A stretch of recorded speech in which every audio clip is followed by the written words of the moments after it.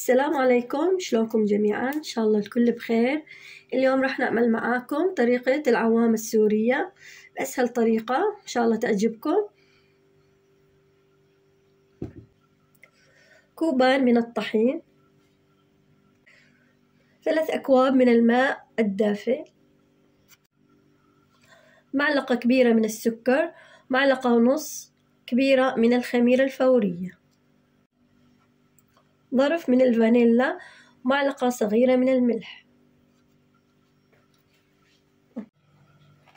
هون أول شي راح ناخذ السكر، معلقة السكر والخميرة، وراح نضيف عليهم من المي، شي نص كوب من المي مشان نختبر الخميرة. نحركهم مع بعض وراح نخليهم على طرف، نغطيها ونخليها على طرف لبين ما تخمر معانا. هون راح نحط الطحين نجهزه لبين ما تخمر معانا الخميرة. حطينا رشة الملح، الفانيلا، والفانيلا يعني تعطينا نكهة للعجينة. راح نخلطهم مع بعض.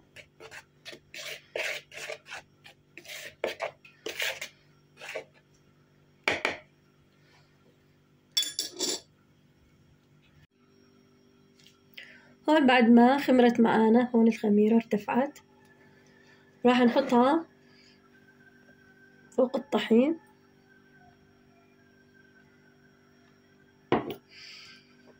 هون راح نحط عليها معلقة من القطر، ونسينا نذكر القطر، معلقة كبيرة من القطر. راح نحط شوية مي وراح نعجن.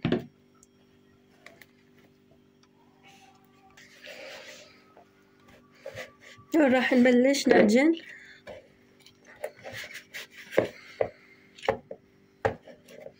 ونحط شوي، يعني شوي مي ونعجن لبين ما الشوش قد تاخذ معانا.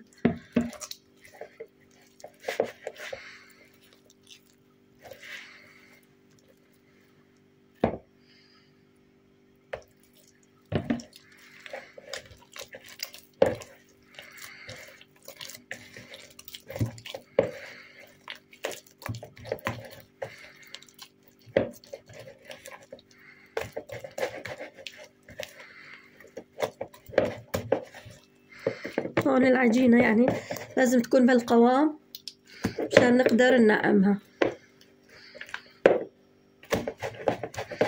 بعدين نضيف لها المي.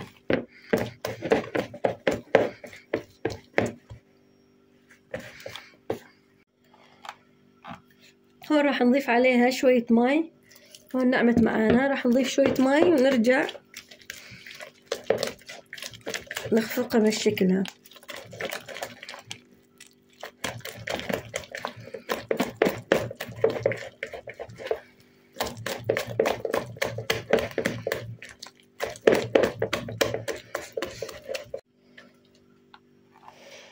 هون بعد ما خلصنا لازم يكون قوامها بهالشكل هذا. هون راح نخليها ترتاح لبين ما تعلى معانا.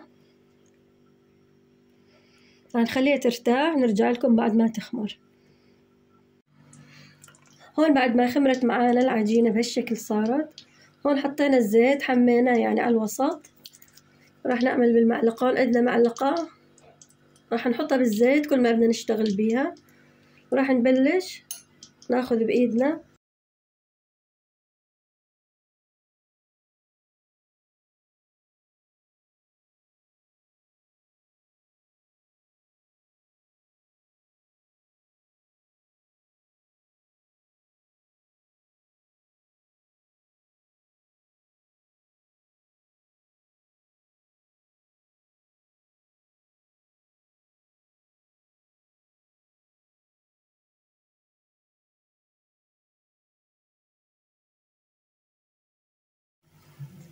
هون راح نطلعها،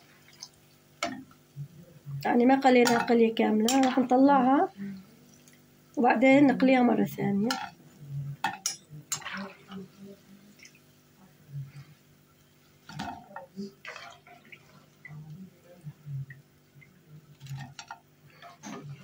راح نخليها لبين ما تبرد شوي ونرجع نقليها مرة ثانية. هون بعد ما خلصنا كل الكمية قليناها راح نرجع نقليها مرة ثانية. هون بعد ما بردت هون حمينا الزيت وراح نرجع نحط به مرة ثانية. وراح نبلش نحط الوجبة الثانية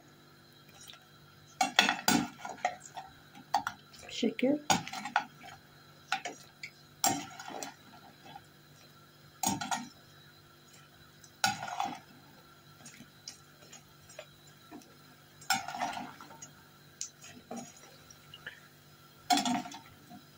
راح احط كل الكمية مشان يتحمر معانا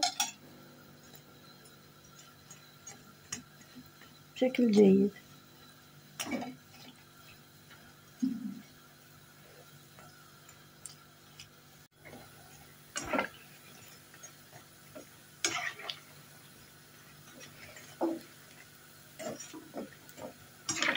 هون راح نقلب بيه مشان ياخذ لون واحد بالشكل.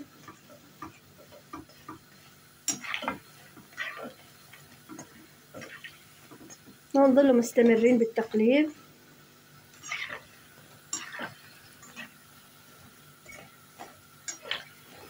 لبين ما ياخذ معانا لون ذهبي.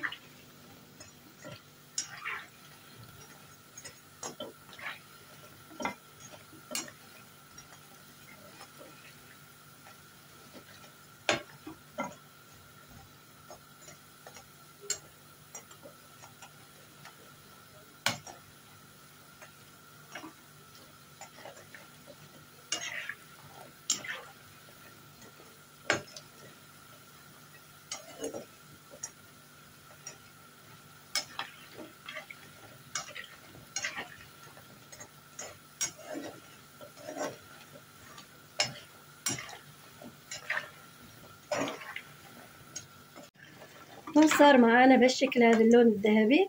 راح نحطه مباشرة بالقطر.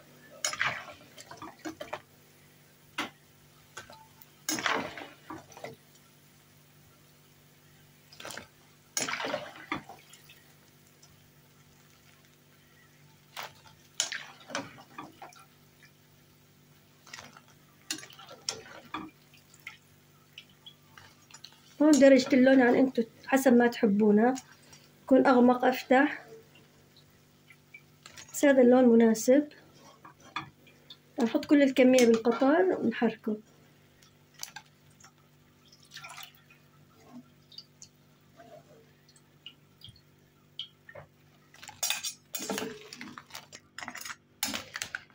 هون راح نقطره راح نقلب بيه. هون لازم يكون القطر معانا سميك وبارد، يكون قوامه ثقيل يعني بالشكل هذا. هون بعد ما قطرناه راح نشيله من القطر.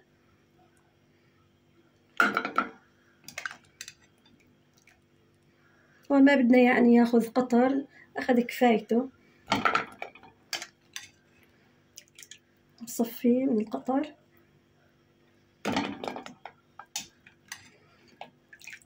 هون احنا عاملين كمية يعني قليلة، اللي يحب يضاعفها يضاعف المكونات.